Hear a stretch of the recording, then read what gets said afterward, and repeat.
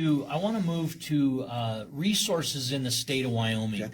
Wyoming, powerful in mining and resource. Our severance taxes fund so much in the state of Wyoming. But what about agriculture as a cornerstone of Wyoming interests? Well, I tell you, if anybody looks at our state seal, okay, those four things on there, we've got oil, we've got mining, we've got livestock, and we have grain. And, we've strayed from those. None of those are legacy. None of them. They're just as much a part of the future as they are the past.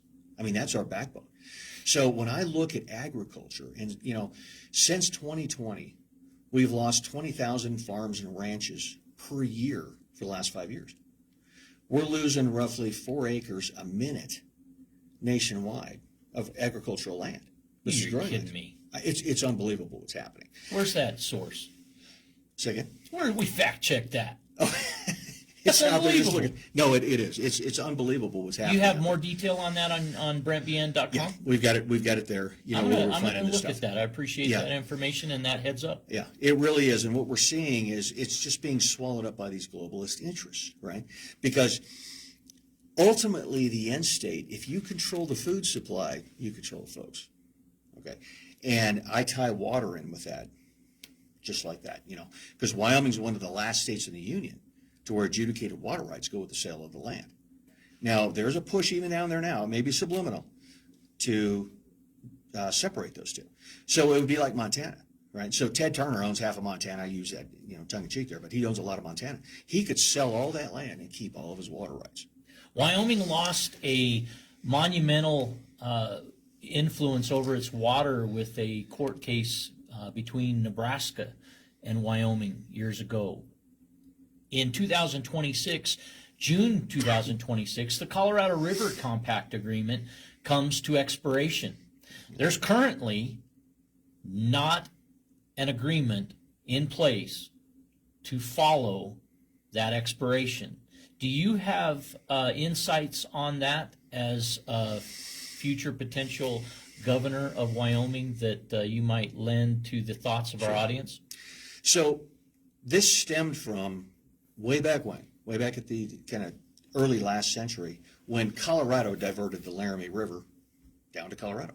Well, so Wyoming sued Colorado in the Supreme Court, and the Supreme Court says you can't do that.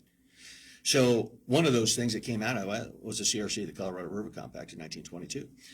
And so you have a series of upper basin states, which were an upper basin state, and then you have a series of lower basin states, California, Arizona, those kind of things. And so the amount of water is actually measured down near Lake Powell. So there's supposed to be roughly 17 million acre feet of water that actually get down there. So our percentage of that as an upper basin state is 14%.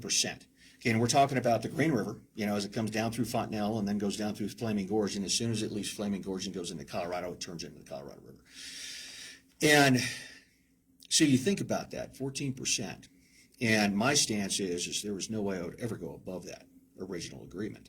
Now, Bureau of Reclamation is coming out saying, you guys better agree or we're going to do it for you. And what I see is WOTUS, Waters of the U.S. under Barack Hussein Obama, was an attempt, and it's still out there, to have federal control over any navigable waterway. Well, what's a navigable waterway? I mean, is that a little creek? What is it? Now it comes down under the Biden 30-30. I mean, it could be standing water in some sort of a depression. But it is an attempt to federalize all of our water. And my answer is absolutely unequivocally no.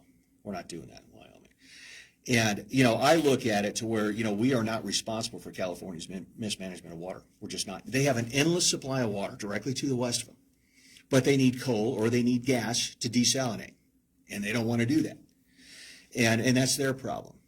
So As this Colorado River Compact comes to an expiration, Colorado and Wyoming are working closest I've ever witnessed them working together in mutual interest that really faces challenge from Texas, Arizona, Nevada, and California. That's surprising to some people. Could be. I mean, Colorado is, I believe that's an upper basin state anyhow. And so there's some commonalities there. But even when you have Colorado, who might be working closely allied with Wyoming now, Yeah. Wyoming's future is really tomorrow. Starts today. That's right. And if you don't have water rights, you can have all the undeveloped property in the world, and what will its value be tomorrow? That's right. That's right.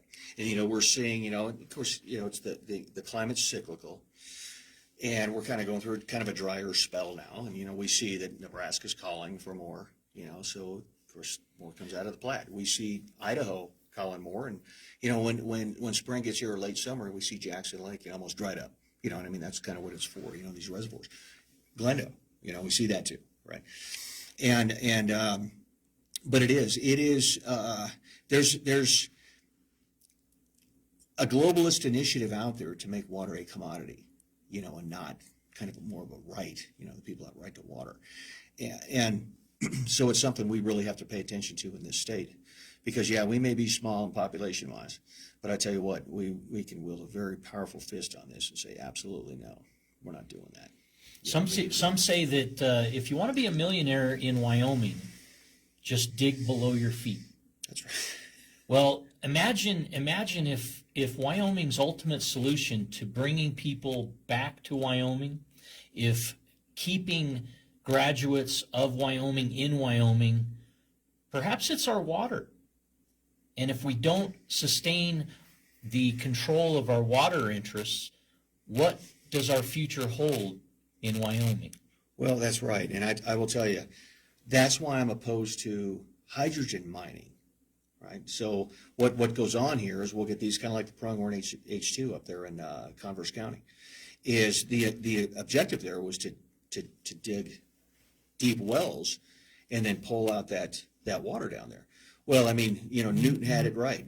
Gravity's 9.81 meters per second squared. I mean, and those upper aquifers are always going to go down. We saw this in Gillette. We saw it in Kansas. We saw it in all these other places. Rise where and fall. That's right. The thing is we get over 70% of our hydrogen from natural gas. We just pull it right off of that. And we've got more natural gas than just about anybody around. So why would we take it out of our water in a semi-arid state like Wyoming is? Why would we ever do that? I mean, it doesn't make any sense. And it's being pushed by the coastal states, California, Washington, Oregon, because there are those green states, the ultra-liberal. And they don't want it taken out of natural gas. They want it actually extracted from water. And it's like, you're going to get what we give you, period. That's the way I look at it. But we're not going to take it out of our water sources. We're not going to, not on my watch, we're not going to do it. You're talking about energy in the state of Wyoming, beyond ag and what you talk about in terms of control of the populace, given our food supply. Yeah.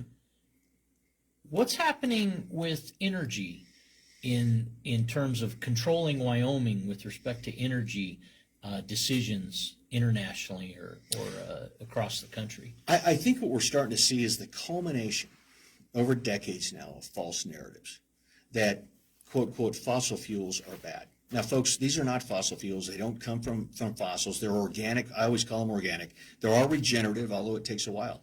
We know that oil is the second most prevalent liquid on the planet. And it was the reason why Rockefeller, way back when, bought all the refineries and shut them all down so we could monopolize into Standard Oil. So they're just as much of our future as they are our past. And the technologies we have nowadays, I mean, we can get so much more out of a barrel of oil. We can get so much more out of a lump of coal. And the same thing with natural gas. And unfortunately, we're seeing all these false narratives come to play where those are all bad. Oh, they're destroying the environment when they're not at all. I mean, we see that if anybody looks at CO2 as carbon dioxide as a part of our atmosphere, I mean, it's 0.04%, 0.04% of our atmosphere is CO2. And then it's estimated that man's influence on that globally is roughly about 11% of that. So, I mean, you're talking maybe just a fraction, that man has any influence on. And there's debate whether there's any influence at all. you know? And, So who's driving the false narrative? well, the left, there's no question.